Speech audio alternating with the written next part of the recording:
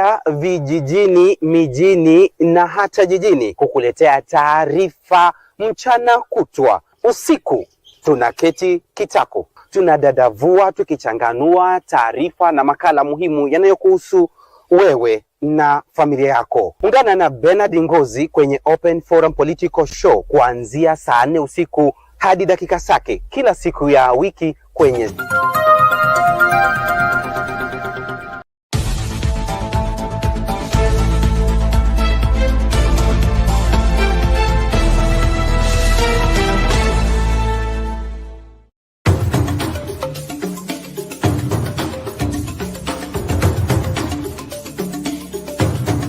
kutoka vijijini, mijini hadi jijini.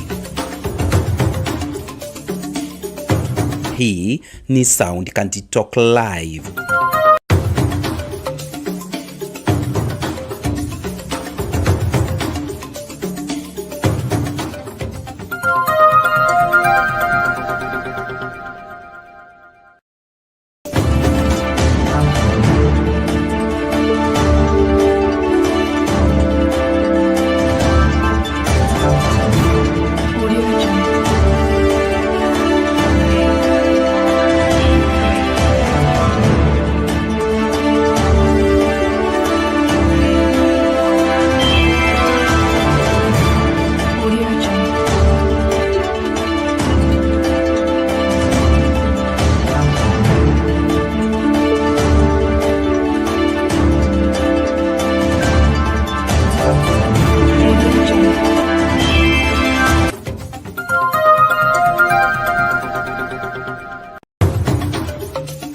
Tunaingia vijijini, mijini na hata jijini kukuletea taarifa mchana kutwa. Usiku tunaketi kitako, tunadadavua tukichanganua taarifa na makala muhimu yanayokuhusu wewe na familia yako. Ungana na Bernard Ngozi kwenye Open Forum Political Show kuanzia saa 4 usiku hadi dakika zake kila siku ya wiki kwenye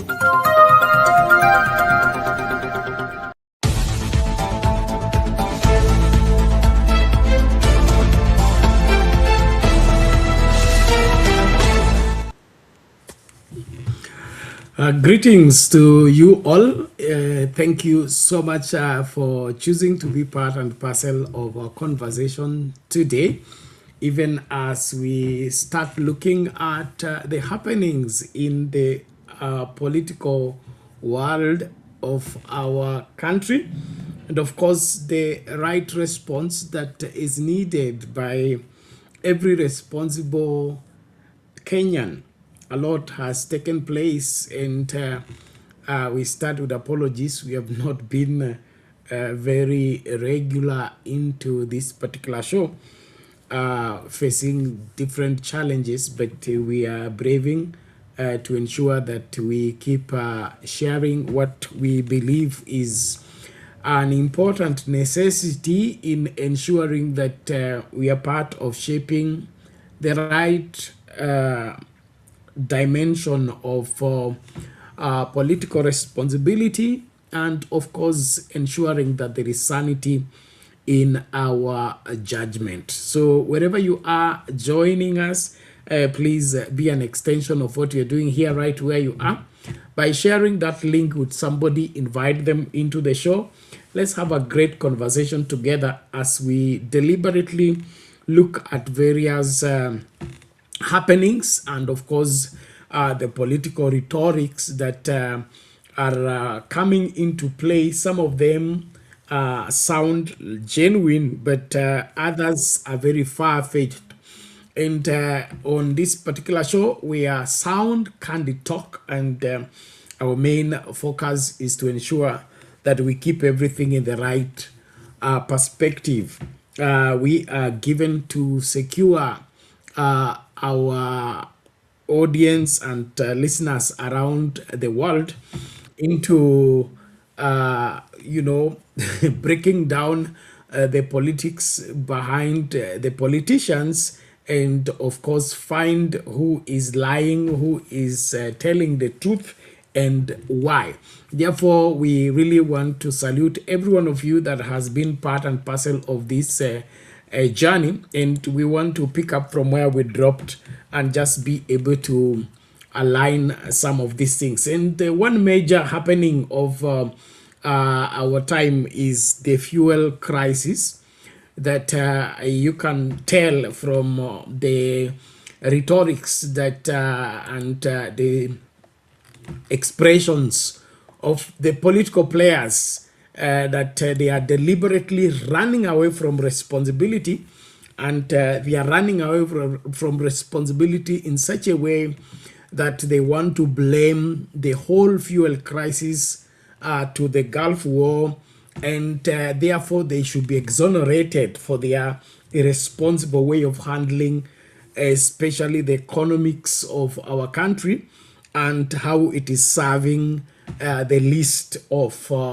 the Kenyan people. Now, that, in my opinion, is a very, sad reality, that a whole government system wants to take refuge into blaming the happenings around the globe for what every Kenyan is suffering.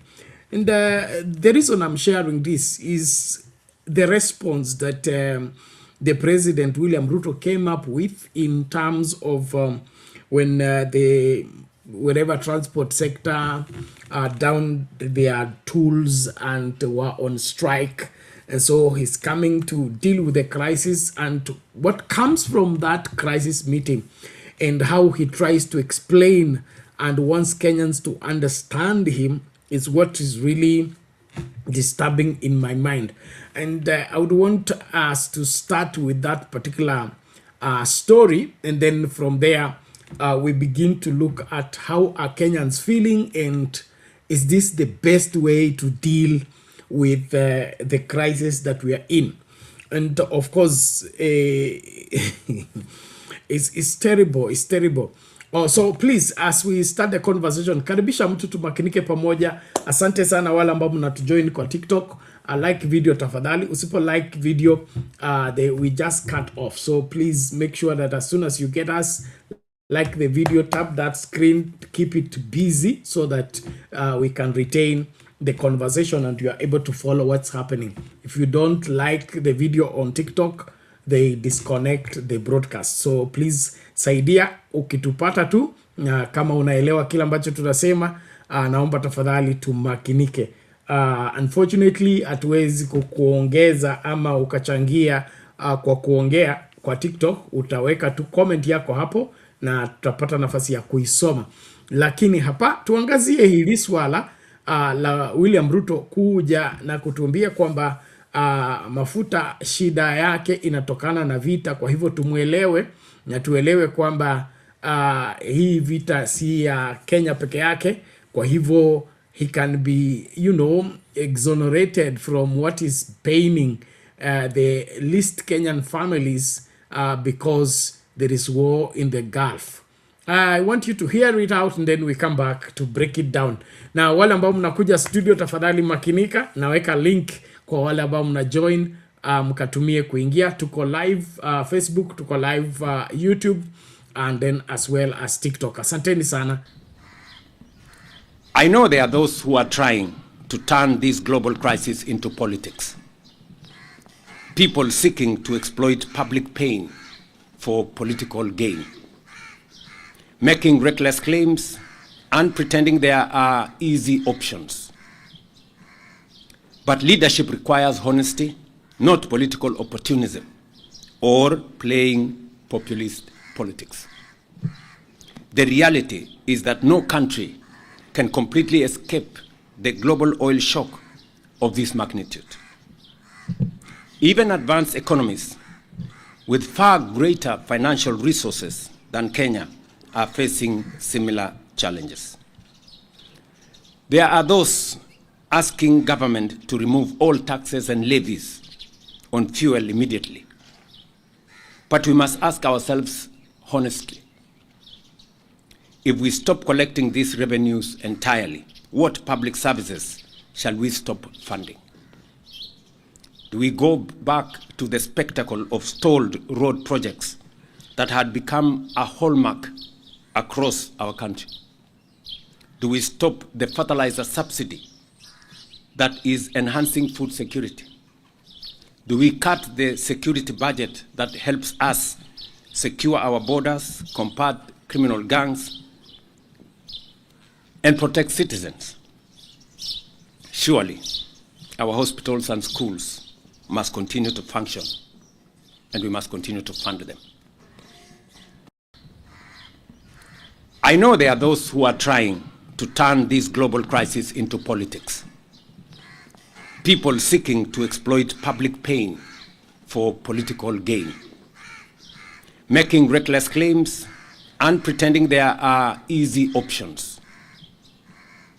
But leadership requires honesty, not political opportunism or playing populist politics. The reality is that no country can completely escape the global oil shock of this magnitude. Even advanced economies with far greater financial resources than Kenya are facing similar challenges. There are those asking government to remove all taxes and levies on fuel immediately.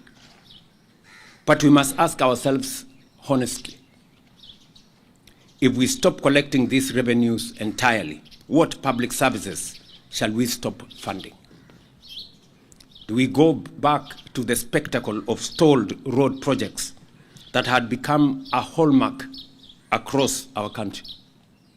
Do we stop the fertilizer subsidy that is enhancing food security?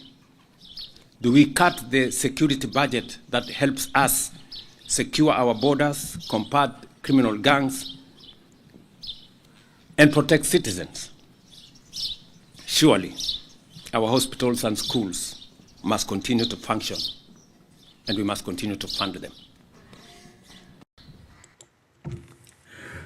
There you have it, William Ruto, who is always, it is never me, it is always the other person.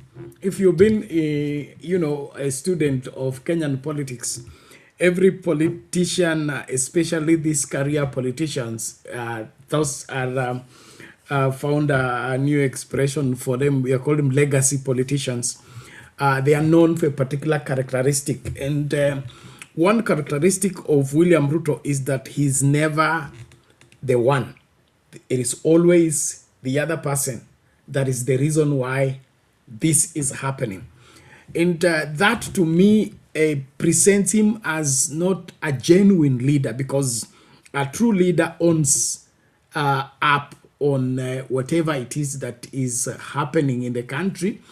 And like this particular oil crisis, this is not the first time we're having an oil crisis, and this is not the first experience with high costs of fuel in the country.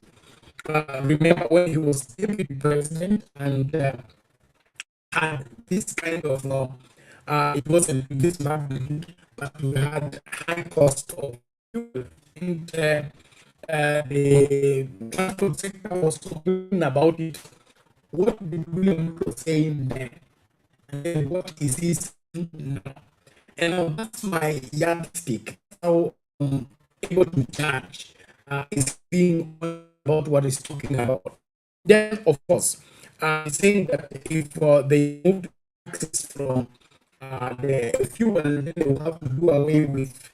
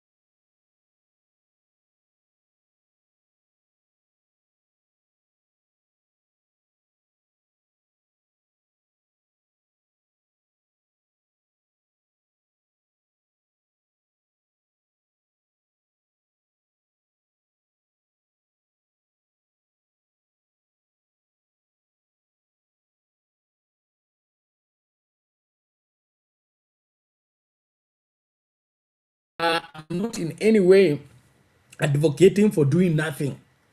And I'm not in any way saying that the efforts that he's trying to portray that he is doing are not yielding required results. But what you can see in that particular statement, the government has many taxes and the government has many avenues of raising revenue. And for example, when we talk about the roads, majority of the roads constructions in this country under the William Ruto administration is on a loan. It's either being done by foreigners who have invested their money to do the road and Kenyans will pay. So we don't have road projects that are 100% being funded by fuel levy. And so what we see here is a clever way of trying to pretend in the eye of the public that he is doing something about the situation. But in my opinion, he's enjoying the situation. I mean, he likes crisis and he seems to be thriving when there is a crisis. And so this offers him a good opportunity.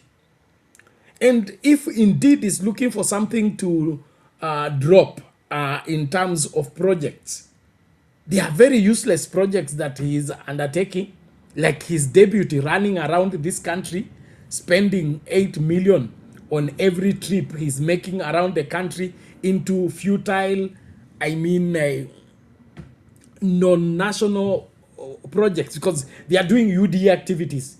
UDA activities should be funded by UDA as a political party and not for them to be a government of Kenya undertakings.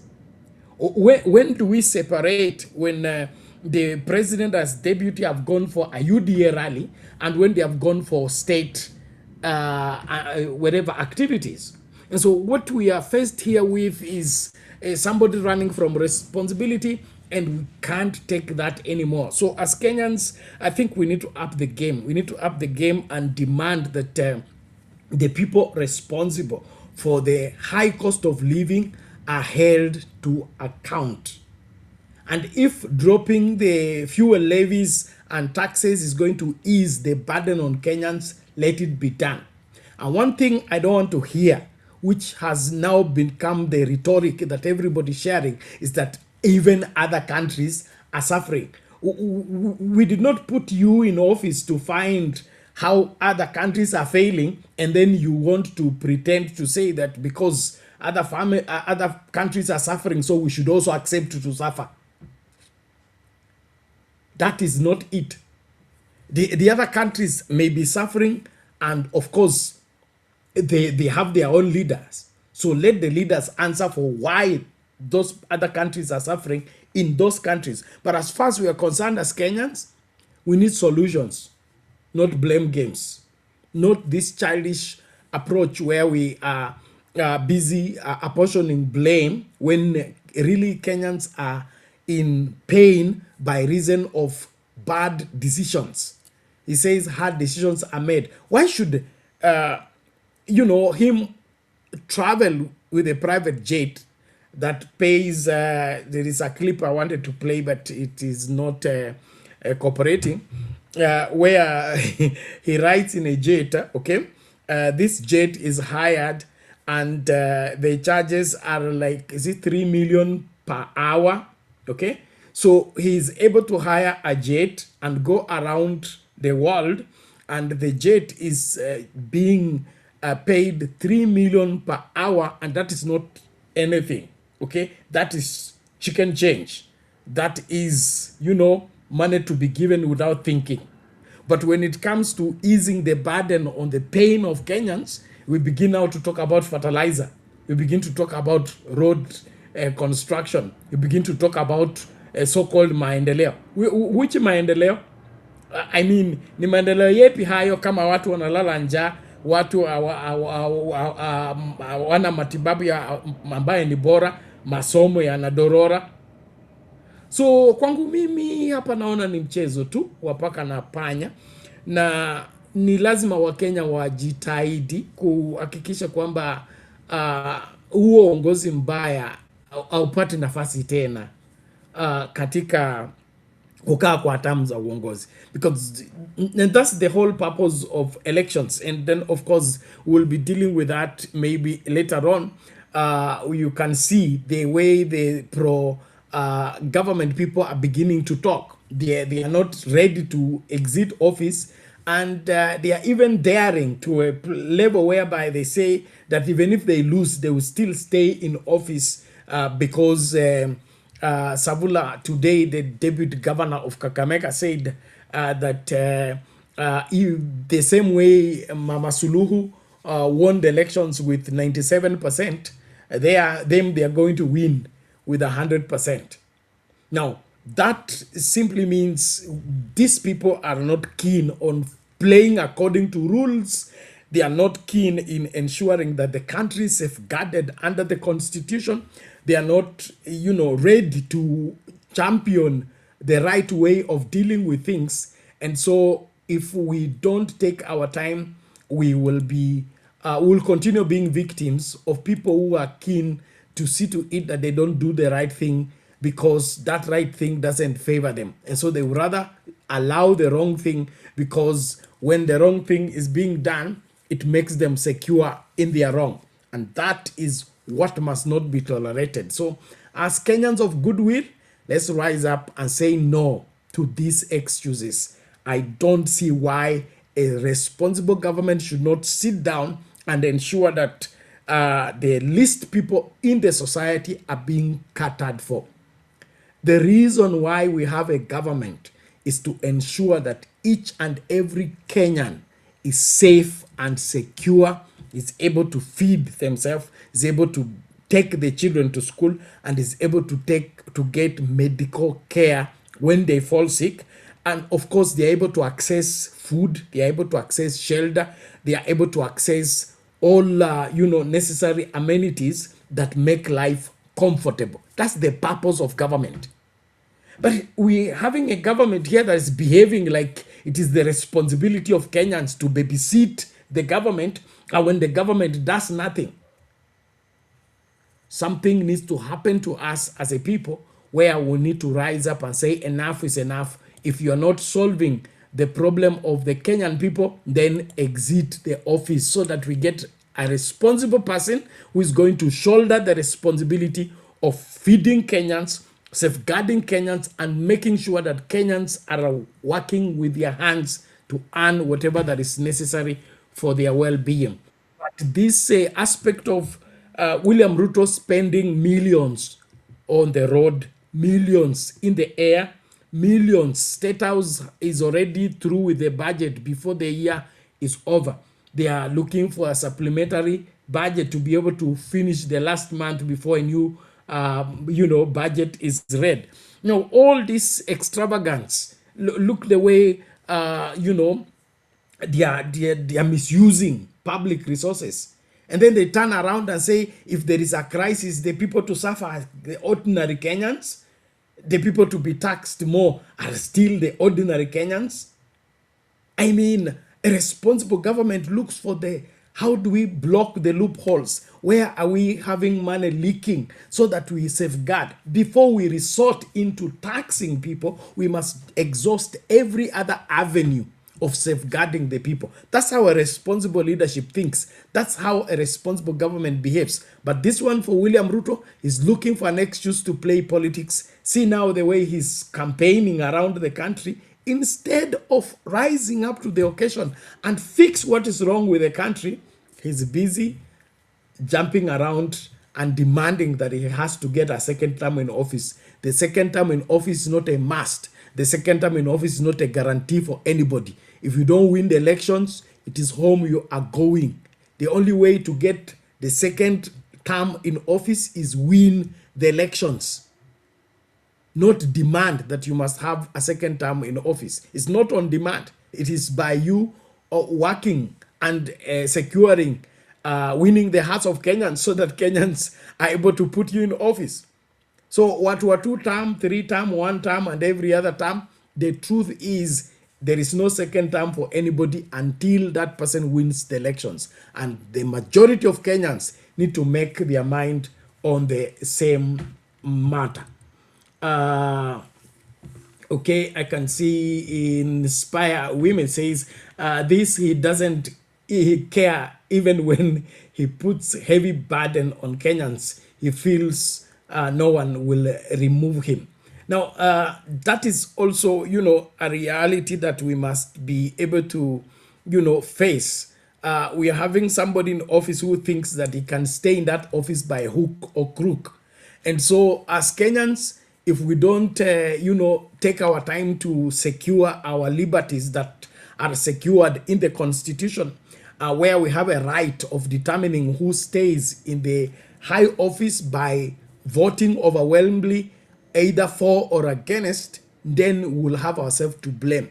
Just like we played around in 2022, we got into this mess. If we don't take our time, we may continue into the same avenue. So please, let's be on the forefront to invite each other. Make sure that you are liking the video, and then of course make sure that unakuja studio kwa wale ambao mnaweza. Link iko kwa comment section ambayo unatumia kuingia studio useme mawili ama matatu. Asante kwa wale ambao mnatufuata TikTok, tafadhali like video na share hiyo live ili watu wengi wa join.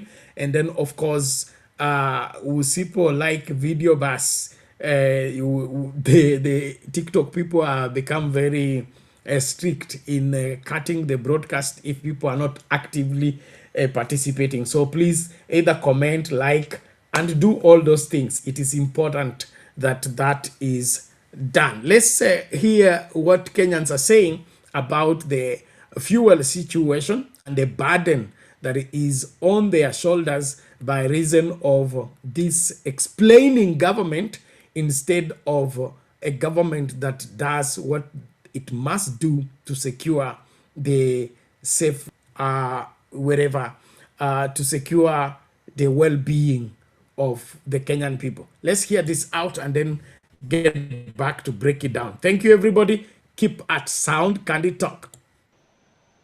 Moving on, while ordinary Kenyans braved the streets to protest, demanding relief from suffocating fuel prices, industry leaders turned the turmoil into leverage. It is now alleged that what began as a cry for survival ended up as a boardroom negotiation with the Matatu elite walking away stronger, armed with reforms and parks, while pain at the pump still crushes the Mwananchi. KTN's Vera Mora with details of President William Ruto's Mombasa fuel declarations after meeting with Matatu stakeholders. Listen in. When President William Ruto jetted back from Azerbaijan, a trip that drained over $500 million Kenyan shillings from Mwananchi's pocket, he landed in a country on edge, a country in chaos. Kenyans, suffocated by the pain of the fuel pumps, had poured onto the streets to protest. Instead of addressing the nation directly, Ruto chose to meet with Matatu stakeholders, whose go-slow had already spiraled into bloody protests. They held the meeting under Mombasa's scorching sun and came out in numbers to address the nation. Social media erupted with outrage as allegations surfaced that Matatu leaders had turned the crisis into opportunity, from government-funded air tickets to luxury hotel meetings. There was no brown envelope in Mombasa. And we went to Mombasa as leaders. Going to Mombasa, we paid for our transport. Whoever went to Mombasa, we paid from our pocket. What should have been a forum to ease Kenyan suffering quickly morphed into a checklist of self-interest. The stakeholders are now facing more criticism that they used Kenyans to secure that meeting with the president, and instead their negotiations drifted from fuel relief into other gains, including seeking government appointments for themselves. We are the ones controlling the issue of transport, so we must be in the board of NTSA. Why should EPRA sit alone and decide on us, and then they come and tell us, do 1, 2, 3. We need our representation there. Kenya Roads Boards, because we are talking about accidents on our roads. We must be in each and every board, which is, let's say, the issue of the transport, so that at the end of the day, it's going to help us to understand what is happening there.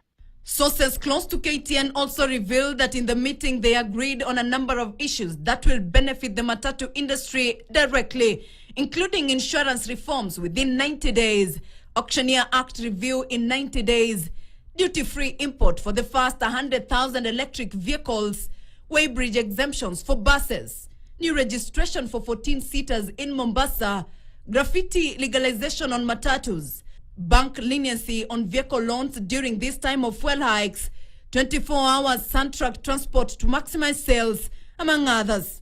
In the end, the issue that brought Kenyans out to protest in solidarity with the matatu industry was not resolved.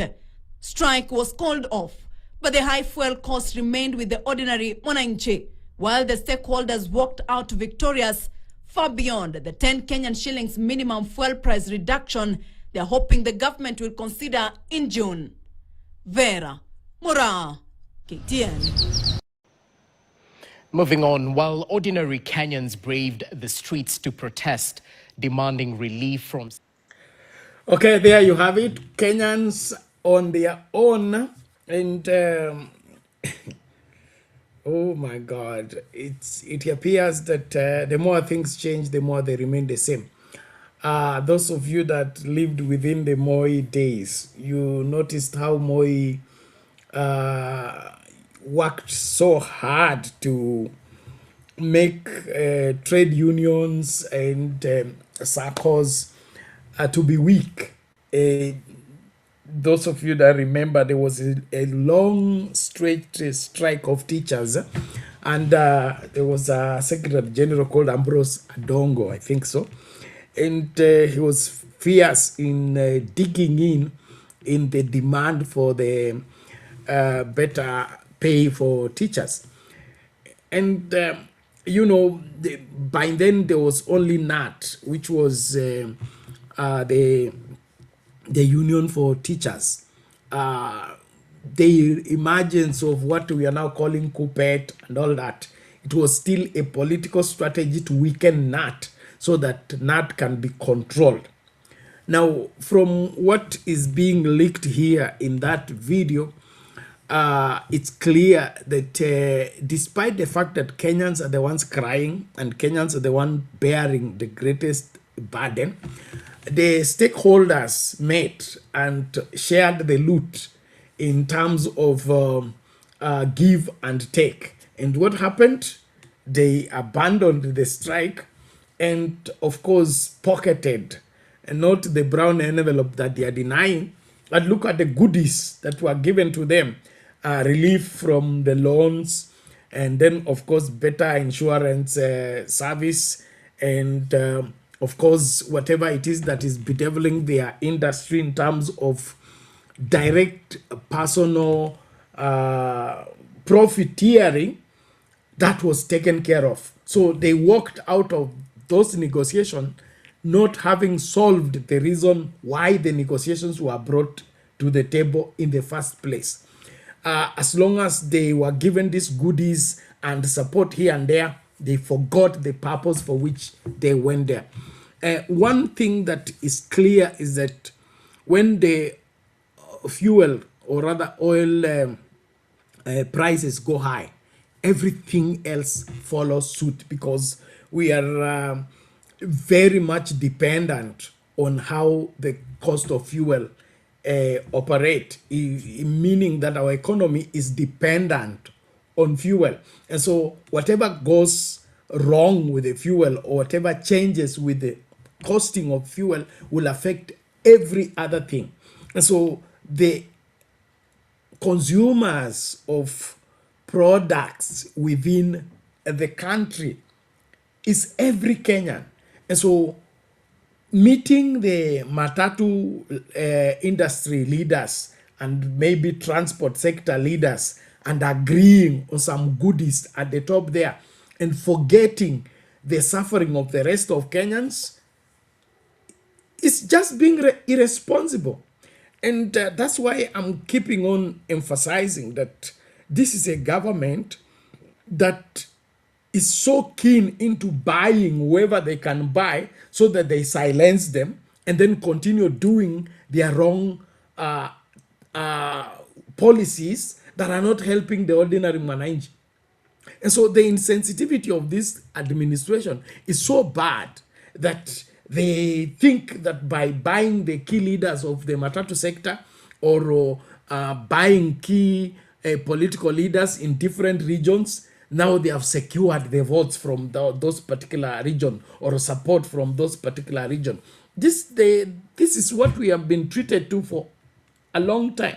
And so I really invite Kenyans not to be naive and think like you see the people who have already swallowed the hook are busy repeating what William Ruto said as the reason why the cost of fuel cannot go down.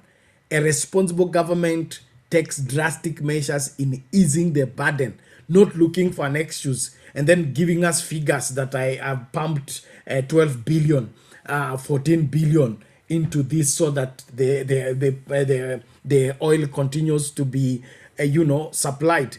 In my opinion, it is irresponsible and called for, and the pain of Kenyans need to let Kenyans come out and reject the bad leadership. I always want to remind us, when there was COVID-19, the Uhuru Kenyatta administration, what measures did they put? There was demand for lockdown. The entire economy was on hold. Okay, on hold. People are working. Those who can work from home are working from, but majority of people are away from their work or their workplaces. There is no free movement. What did the Uhuru Kenyatta administration do? They sat down and cut all those taxes, unnecessary taxes that were causing the products on the shelves in the supermarket to go high. So that throughout that entire period, and it was stretched, that it was almost a year plus, the prices of essential products did not skyrocket suddenly. Why? A responsible government was stepping on some matters. Now, I know there were some subsidies here and there. There were people who are settled here and there. And that's still part of how a government works. But look how the William Ruto administration is working. They are running away from every responsibility. They don't want to be blamed, okay? And so they call a press conference. They settle the people who are making noise, and then now you can even see the social media influencers have swallowed a hook, and now they have changed the tune. Some of them have even lost the capacity to judge 1 + 1 by just being, lured into supporting a government. They know it's oppressing people. They know it is misleading and mismanaging government resources. So you tell me, if every trip that the president makes around the country is costly, it's not less than, I would say, not less than 20 million, okay? And so he uses 20 million to take 20 million to take 2 million or 5 million to Kilifi, okay? You use 20 million to transport the 10 million to wherever you are taking. Is that responsible?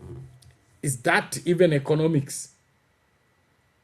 So we can save this country, we can save this economy, and we can be shielded from this pressure that we are claiming is coming from the Gulf and the other, if we can only be responsible enough and sit together and come up with modalities. There are places, sectors that should not be affected by all means. One of it is this one. The transport sector should be safeguarded from it being shaky the way it is. You can't just wake up and add 50 shillings on the name. You say it's because of the Gulf War. That's reckless. And 50 shillings will mean the price of unga will go up by 50 shillings. The price of oil, whatever cooking oil, will go up by 50 shillings. The price of transport will go up by 50 shillings and all that. So you wake up, and the salary, remember on Labor Day, what happened on Labor Day? He added people 12%, okay? 12%, and then you go and hike products by almost 50%. So how does that work? So in my opinion, kwangu mimi nasema hii serikali haina habari juu ya mateso ya wengi wa Kenya, na ndiposa inapaswa kuonyeshwa mlango. Tuache mchezo, hii serikali ionyeshwe mlango tena mapema tu. Tusijidanganye kwamba hapa kuna serikali ambayo itashughulikia matakwa ya wengi wa Kenya. Hii ni serikali ambayo inataka kuwa babysat, ibembelezwe, iendelee kuwepo na kukandamiza wengi wa Kenya. Hiyo hairuhusiwi. So the Kenyans, you have a choice. Forget the matatu sector people. Forget the key leaders who go and meet the president and cut deals.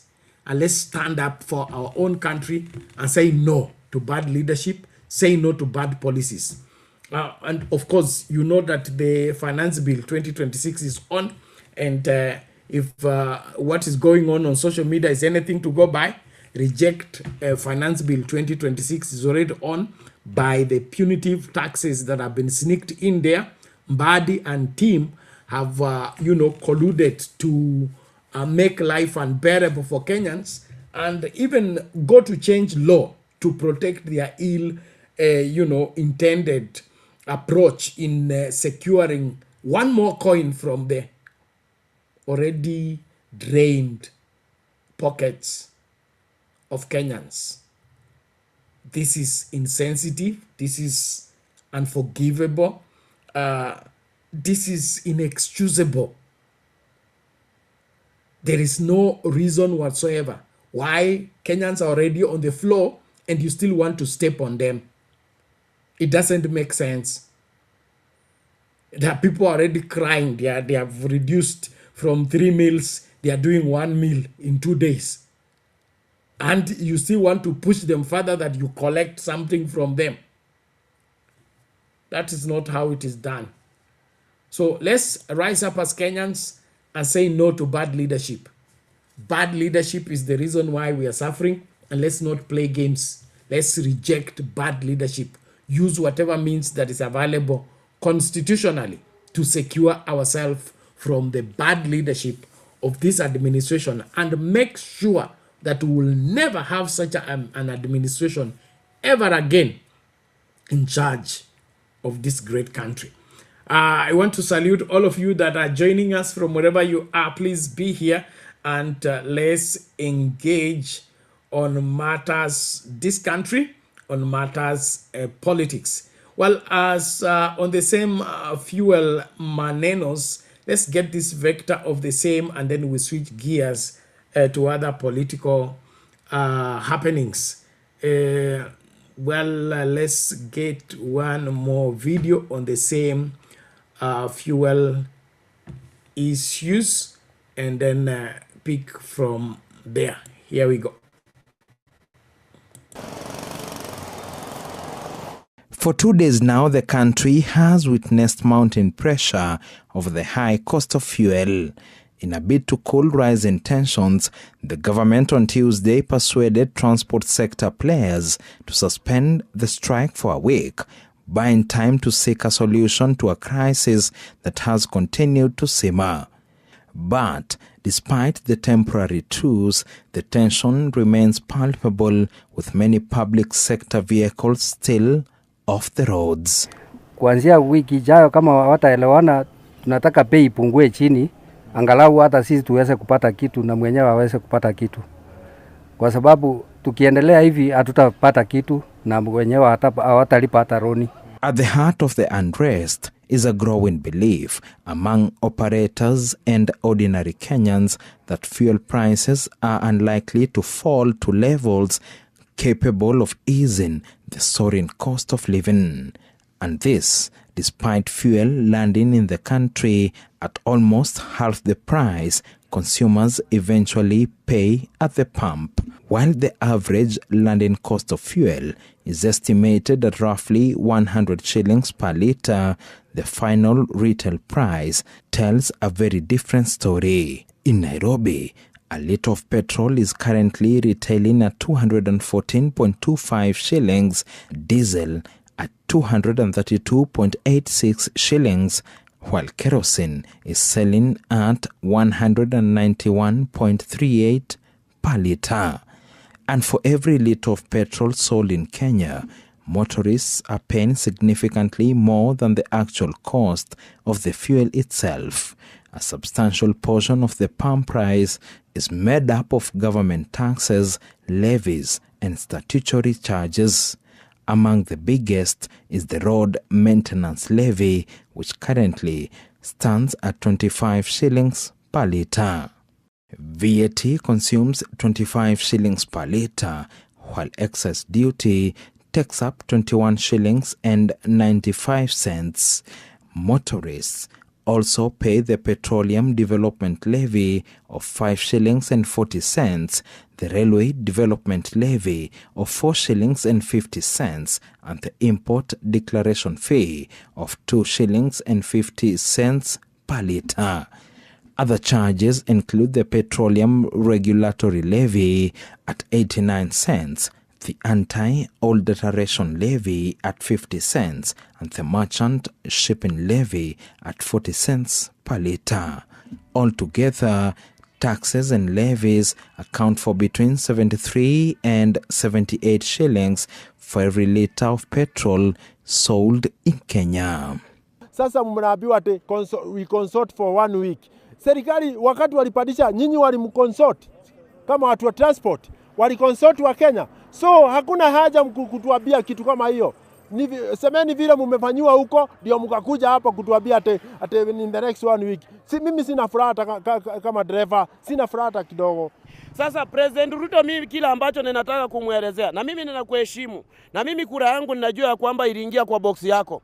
Kila ambacho ninataka kukuelezea ni jambo moja, uangalie maisha ya Wakenya, alafu ujihisi kama mwanadamu, vile ambapo mwanadamu anafanyiwa. Ukifanyiwa hivyo kweli itakuwa vizuri. This is now raising eyebrows, especially after President William Ruto previously questioned the heavy taxation on fuel when confronted over the high cost of pump prices.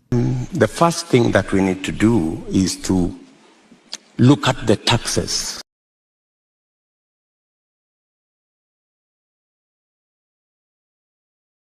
Now, despite the ceasefire, questions continue to arise over whether the government will heed to the demands of not just the matatu sector, but the demands of the majority of Kenyans who continue to reel under the pressure and the burden of the high cost of living, caused primarily by the high pump prices.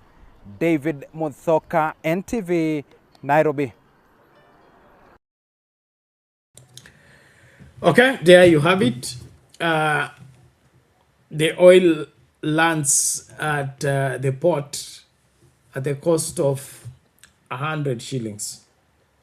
And then we begin to add levies, taxes. There is one for railway charged on oil, road development charged on oil, and it's per litre. It's not per container, it's per litre. And so the government is collecting from that analysis around 78 shillings. And then when they are asked to help ease the burden on Kenyans by reducing whatever they are collecting, 78 shillings per litre, they say they can only part with 10 bob.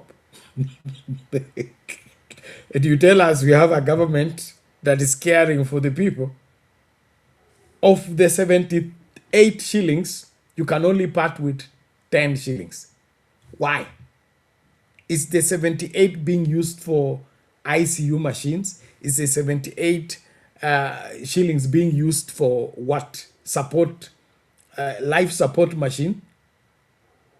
In such a way that if they are done away with, the patient will die.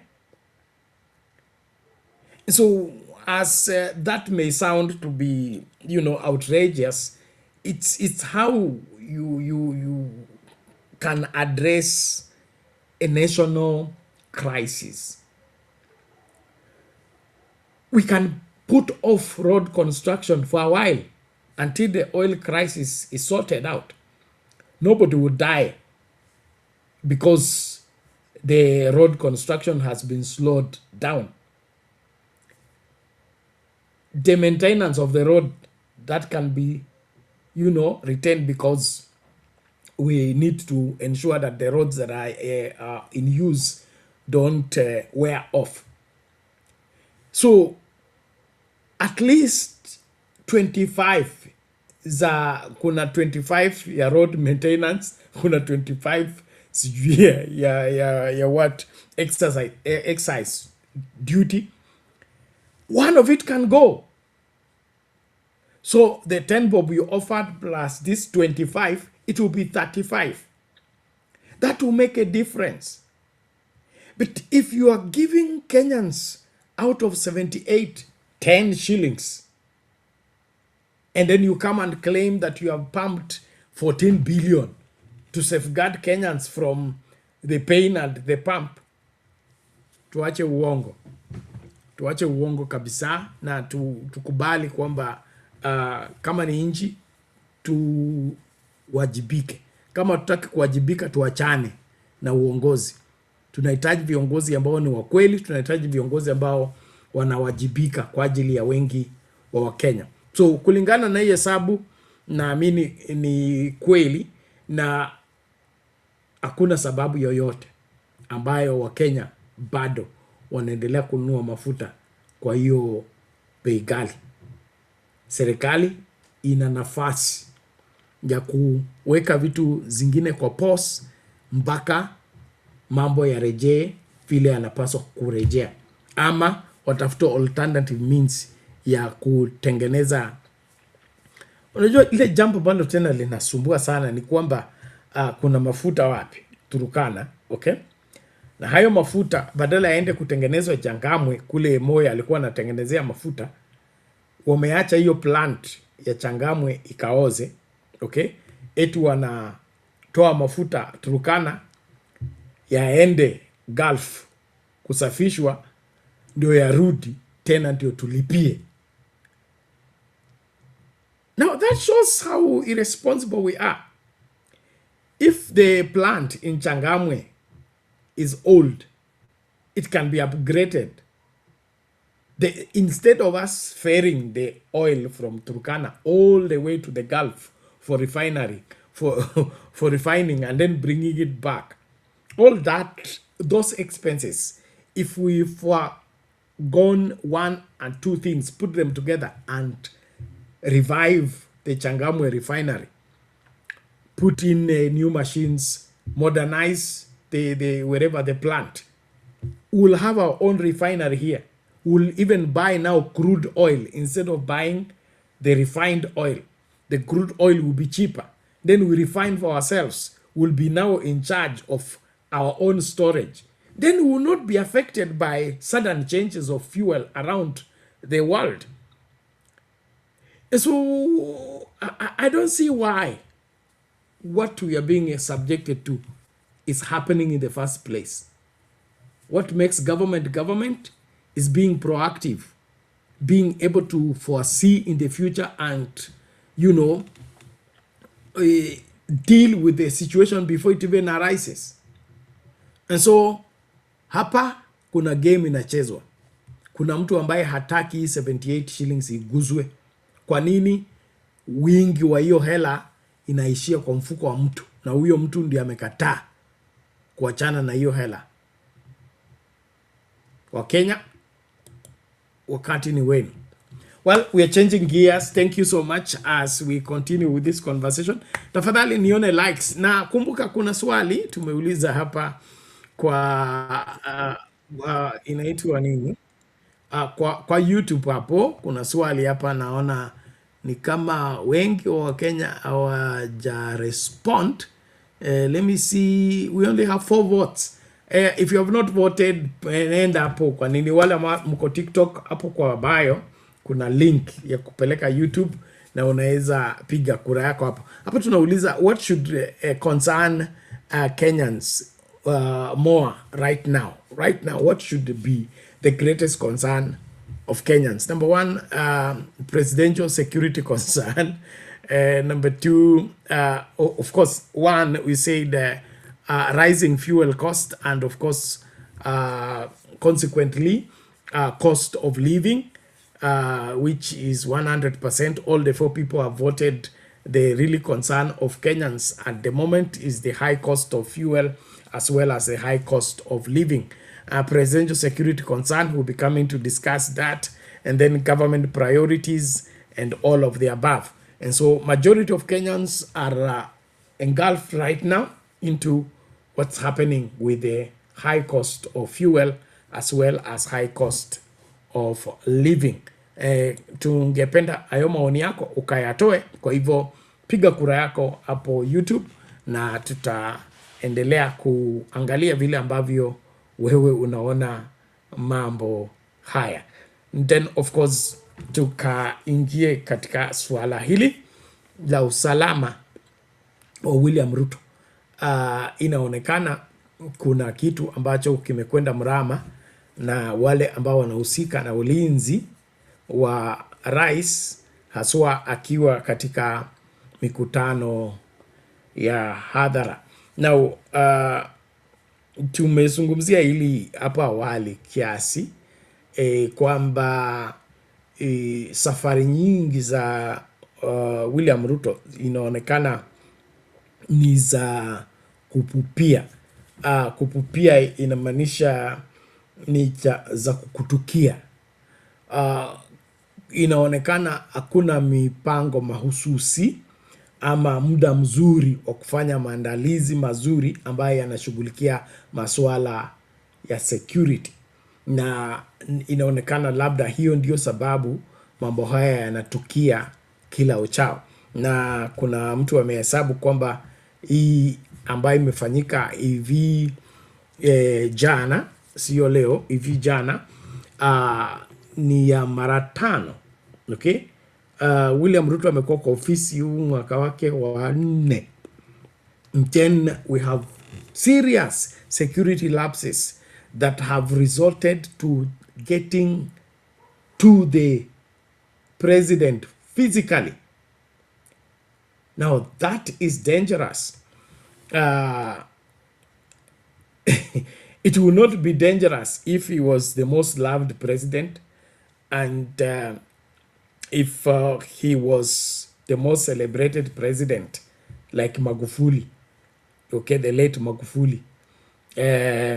Were told that Mwalimu Nyerere, he would just walk in the supermarket, and not even supermarket, open market, and buy banana, buy orange, and of course walk freely and interact with people.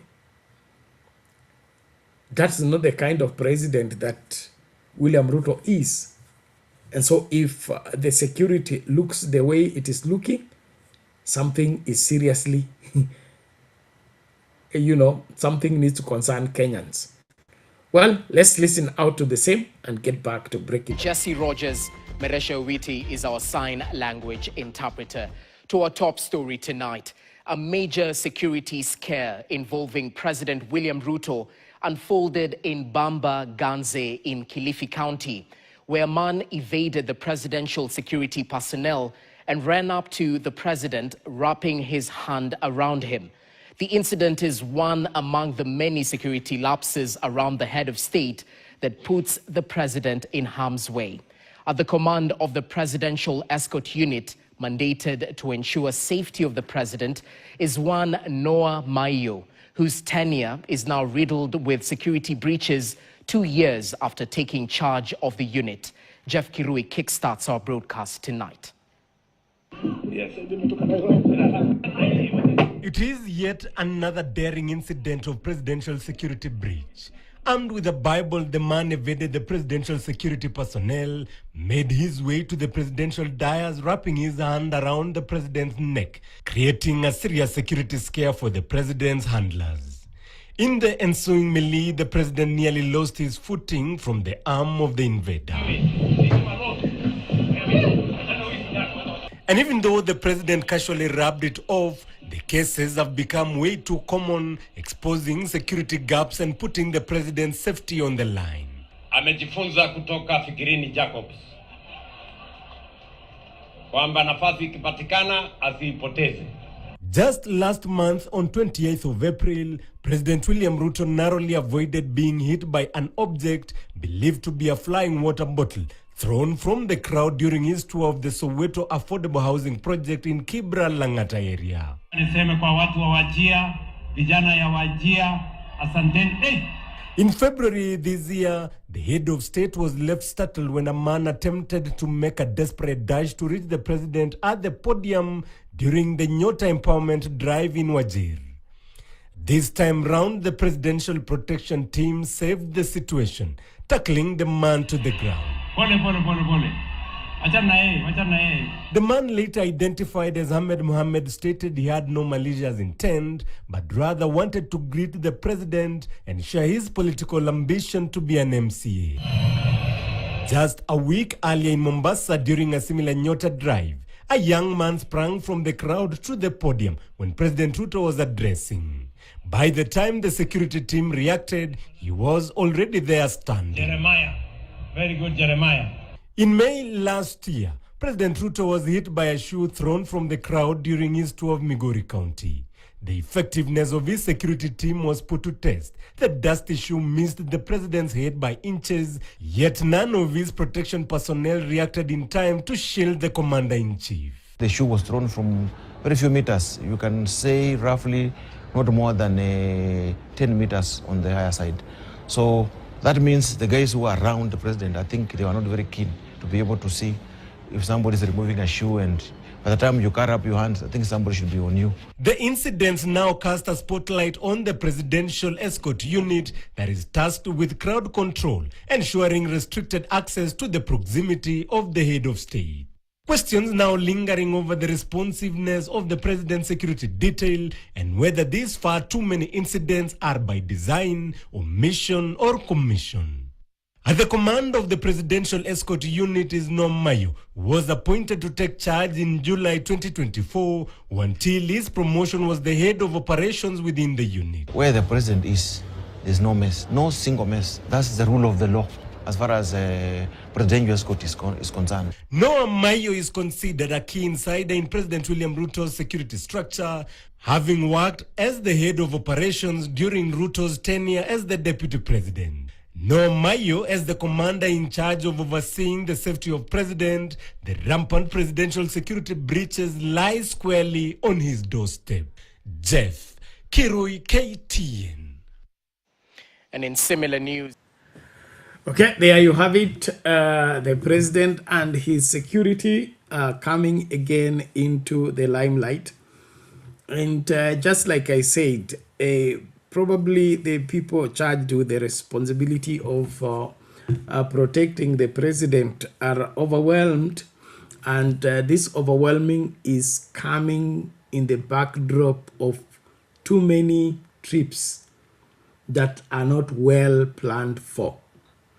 From where I see it, it is important for there to be, ample time in the preparation so that all factors are put in place. Things like this that are happening are not a good sign. They are not a good sign. And being a president that is not, a celebrity of many, it leaves a lot to be desired. It leaves a lot to be desired. And of course, I think Kenyans have some reason why they should be worried in what is happening. This could be some signals. How secure, how alert are the people taking care of the president and the president's security details? And so something drastic needs to be done, and understand the inspector general has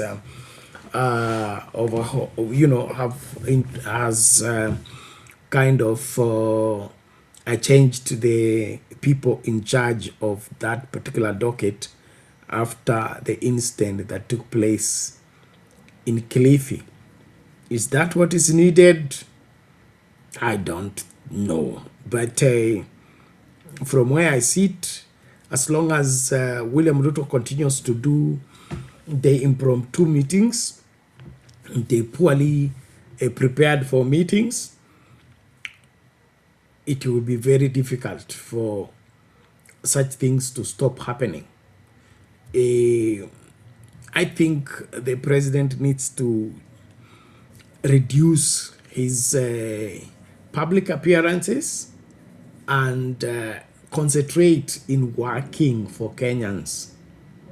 Because Nyota Fund is affordable housing, and then you are always out there, and things that can be done by an MCA you want to do, things that can be done by a member of parliament you want to do, things that can be done by the governor you have snatched, you are the one doing it.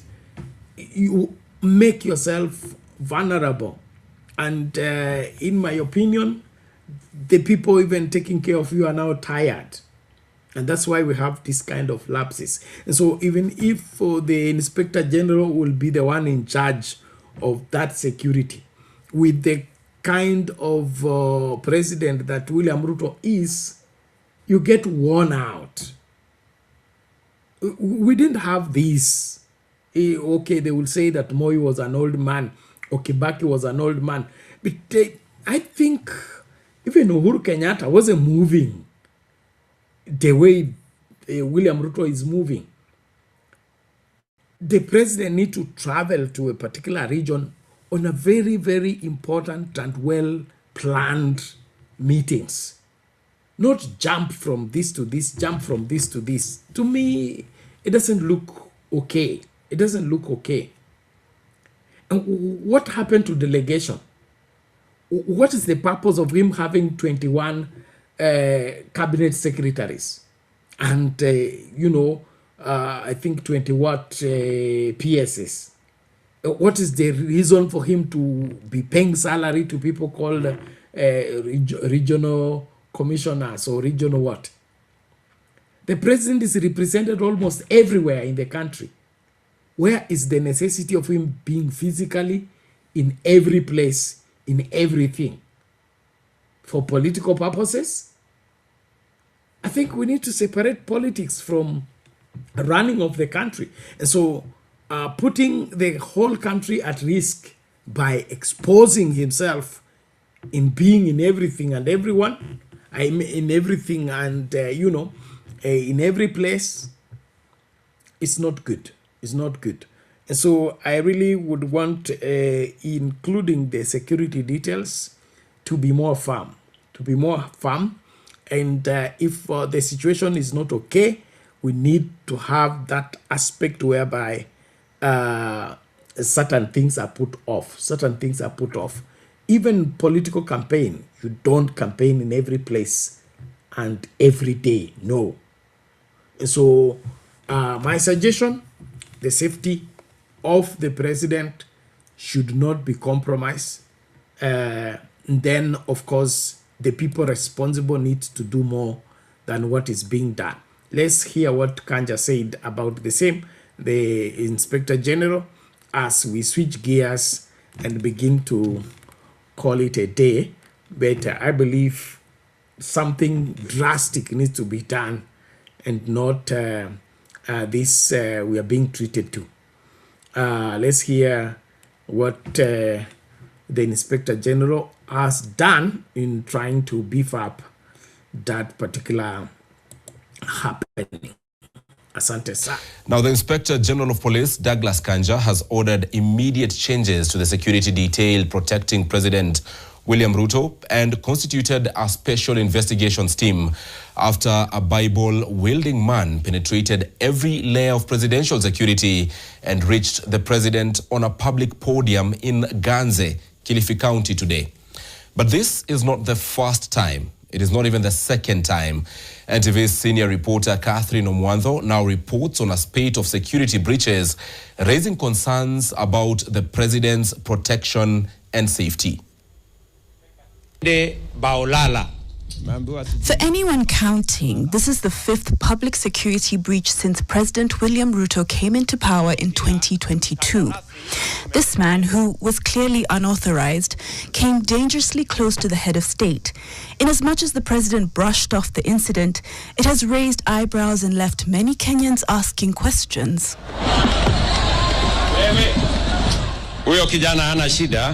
So for this one here, it's surprising that somebody had to jump in. Now, the worst thing is, suppose this guy was having a grenade. I think that right now we're talking something else. Because a grenade, the President could have survived. Suppose somebody was having a knife, I'm sure today we'll be talking something else. So just some of the things that we are surprised. Because the escort commander should be able to make sure that he put his house in order. Just make sure that he has the best shooters, he has the best highly trained people. And I can tell you, we have the best. The president doesn't seem bothered by these intrusions. Just a few weeks ago, as he was inspecting progress at Soweto Affordable Housing Project in Nairobi's Langata area, he was almost hit by what seemed like a bottle of water. Earlier this year, a man ran up to him during a Nyota Fund disbursement event in Mombasa. Once again, the president did not lose his composure. Maya, weka box. Zuri, eh? Very good. In Wajir, Kenyans watched with intrigue as a man ran up behind the president but was immediately tackled off the stage by security officers. But the incident that's etched on most minds is the infamous shoe that was thrown at the president during a rally in Kuria West, Migori County. It was almost a direct hit. When the president is addressing the public, you know, he's facing people in front. And when he's facing people in front, that means our security guys should be in front to be able to make sure that nobody is able to jump in and come in. And the security is done like in how the onion is. Yeah, the more you get closer, the more it becomes more difficult. To understand how serious these breaches are, you need to understand how presidential security is supposed to work. VIP protection for a head of state is built in multiple concentric rings, each with a specific role, each designed so that if one fails, the next holds. The outermost ring handles intelligence gathering, route security, and crowd observation, identifying threats before they materialize. The middle ring controls access through screening checkpoints and restricted zones. The inner ring, the last line of defense, is the close protection unit, the bodyguards physically surrounding the president. Yes. The system is designed so that the inner rings should almost never be the first to respond. Yet, in incident after incident around President Ruto, that is exactly what has been happening. Heads have to roll down because at the end of the day, the buck stops with the Inspector General of Police because the police have a very good system of being able to know the best team that is well trained from the REC, and this team is normally selected on expertise. This evening, Inspector General Douglas Kanja issued a strongly worded statement describing today's Kilifi breach as, and I quote, unacceptable and a matter of gravest national concern. He has constituted a special investigations team and ordered immediate changes to the presidential security detail. But here's what makes the statement difficult to take at face value. In February, after a man rushed to the podium in Mombasa and another ran at the president in Wajir, within 6 days of each other, the Inspector General made the same pledge. A review was ordered, recommendations were promised, and yet nothing seems to have changed. Catherine Omwando, NTV. Now the inspector. Okay, there you have it. A good insight into what happens with the presidential protection squad. And you can see clearly there is either somebody sleeping on his job or what I said, multiple meetings, jumping from one meeting to another, has a way of getting those security guys exhausted or not being, well prepared before the meeting begins. And so to help this situation, the president should cut down on those physical engagement with the public, so that there is proper restructuring. On the other hand, those are how many people are there? Because somebody coming from behind and passing through all that until it gets to the president, it shows either we have less numbers of those people that are taking care of the president's presence, and less numbers means there are gaps, and so those gaps are the ones being capitalized on. And Kenyans are always Kenyans. They will dare and do what nobody else may attempt in other places. And so, in my opinion, enough of talking. Let there be action. There must be a systematic way of doing things. And of course, security comes first.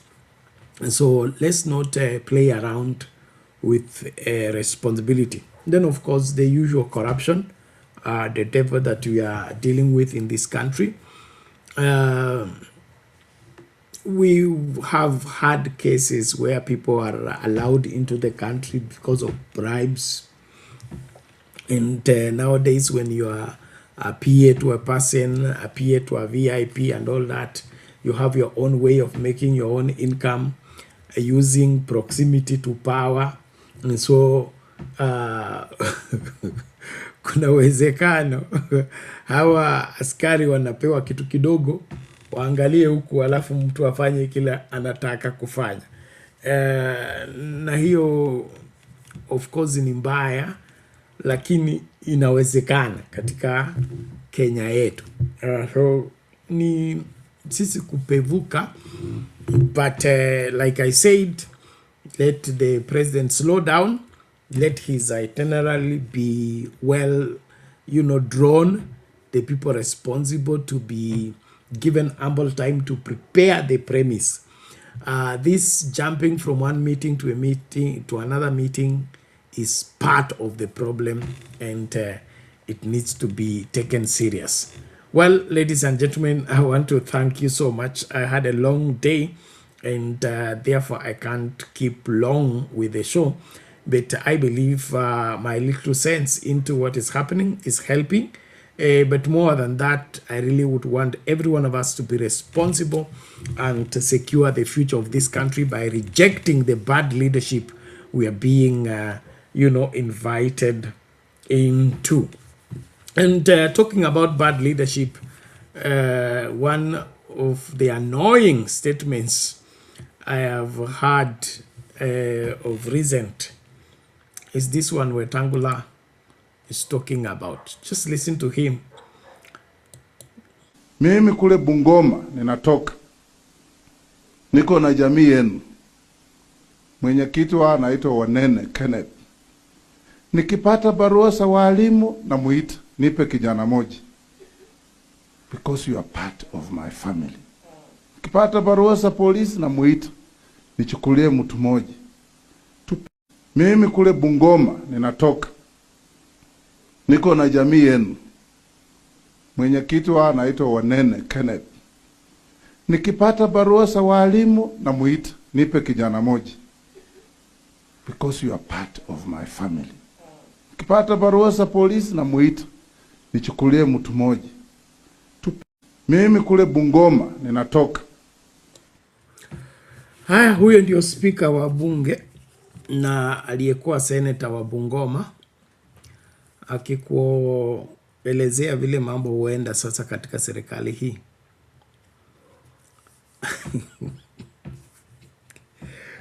Kuna mambo mengine hivi unasikia mpaka unashindwa, hii ni serikali ama ni merry-go-round? Hata merry-go-round ikuwe managed hivi. So hapa na leak hapo siri ya kwamba kuna barua za walimu zinapeanwa kwa yeye, alafu yeye ataenda kwa kijiji kuchagua nani atapata hiyo barua. Sasa mambo ikiwa hivi, wale ambao hatumjui Wetangula hatuwezi kumassociate na yeye. Tuko na nafasi katika nchi hii. Kwangu mimi, for that statement, Wetangula should be held. It should be behind bars right now to explain on how he's hiring teachers when we have a teacher service commission that is fully funded in the budget. So these are the people who are frustrating the operations of government systems by now using their proximity to power as a means of manipulating Kenyans. All of it in the pretext that now they will need to force that everybody should vote for William Ruto. Alikupatia barua ya walimu, alinichukulia polisi wawili, akanichukulia watu wa army wawili. This handout mentality is what is killing this country. Why are we supporting it?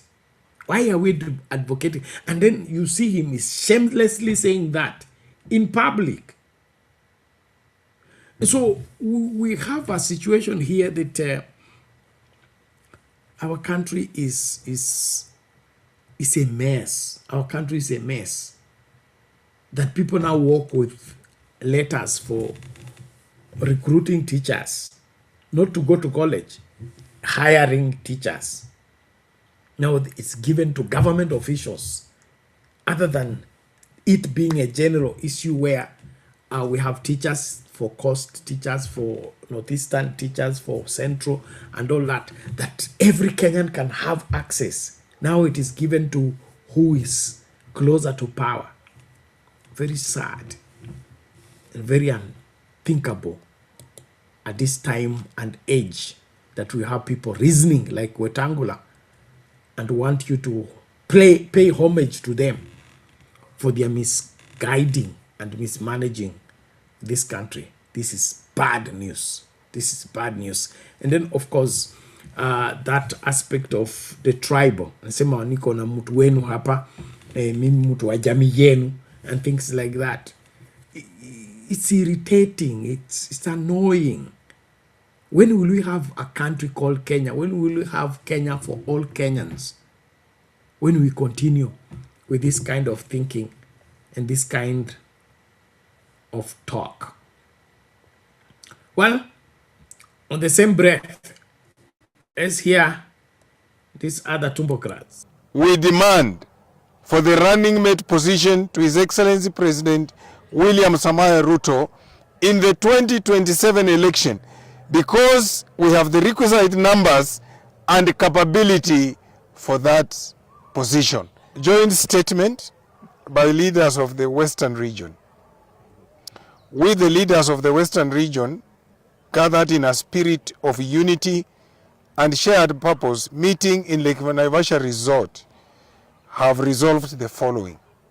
First, we reaffirm our unwavering commitment to the unity of Western region. We stand together as one people, one voice, and one purpose. The diversity of our communities is our strength, and we pledge to set aside political differences in the interest of the greater good of our people. Second, we express our full and unequivocal support for the re-election of His Excellency President William Ruto. Under his leadership, the Western region has witnessed meaningful engagement and increased resource allocation never witnessed before. We believe that continuity of leadership is essential to safeguarding the gains already made and unlocking the full potential of our region. Third, we call upon the government to expedite and complete all ongoing development projects in the Western region, including infrastructure, health, education, water, and agricultural programs. We commit to holding all relevant agencies accountable. Now, I had to interrupt that. It's getting to my nerves. our country is our country is collapsed. Those are Western Kenya leaders, and have gathered at Naivasha Resort, and what that Nabi is reading is their resolution. One, to go and beg for the position of deputy president. Now they have already decided that William Ruto should be re-elected, and then they are still demanding that infrastructure and things will be done for them as lawyers.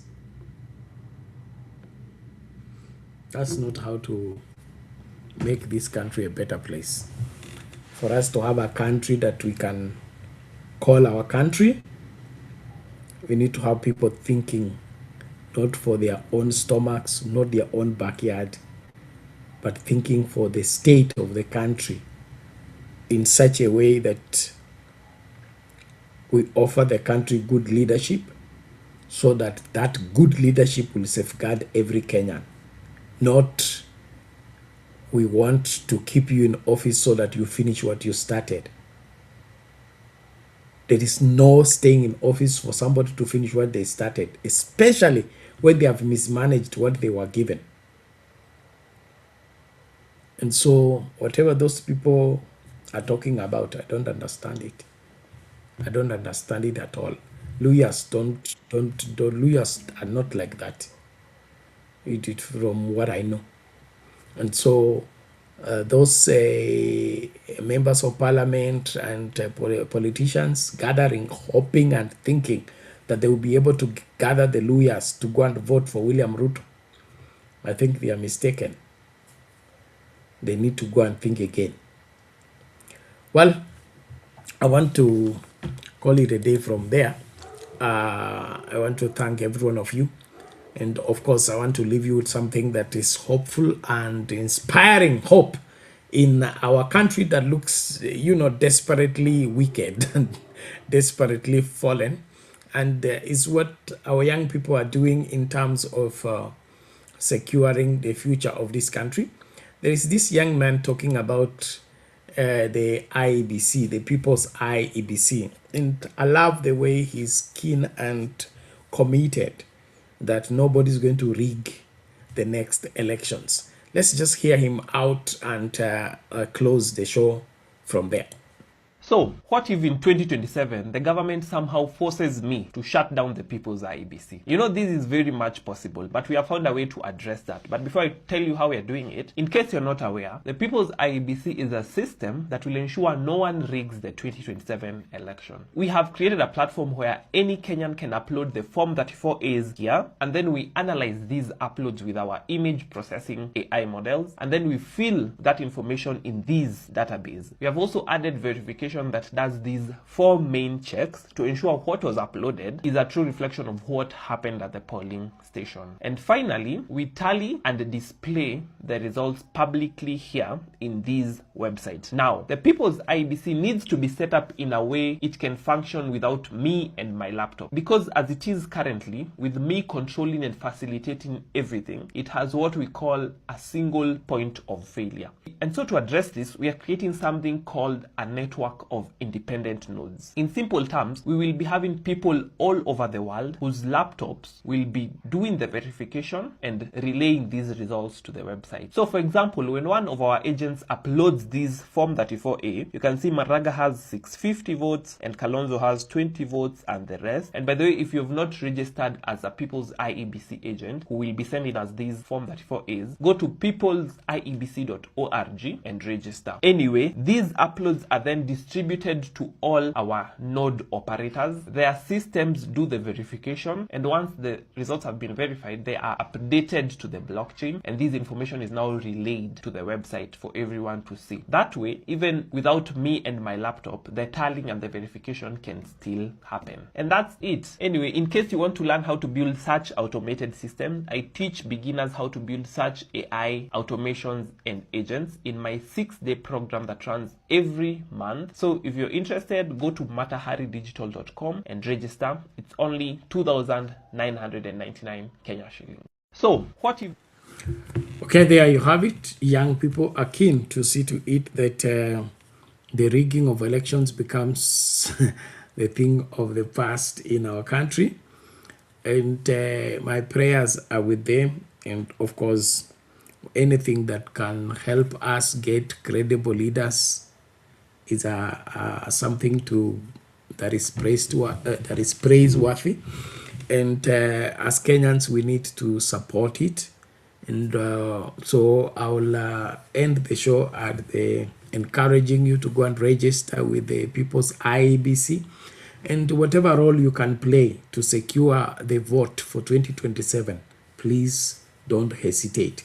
Let's not be hands off. Our country is at stake. Things are falling apart. We must rise up and say no to the bad leadership and secure the future of this country in making sure that bad leaders are locked out of controlling the affairs of this country deliberately. I want to thank you so much for being part and parcel of Sound Candy Talk.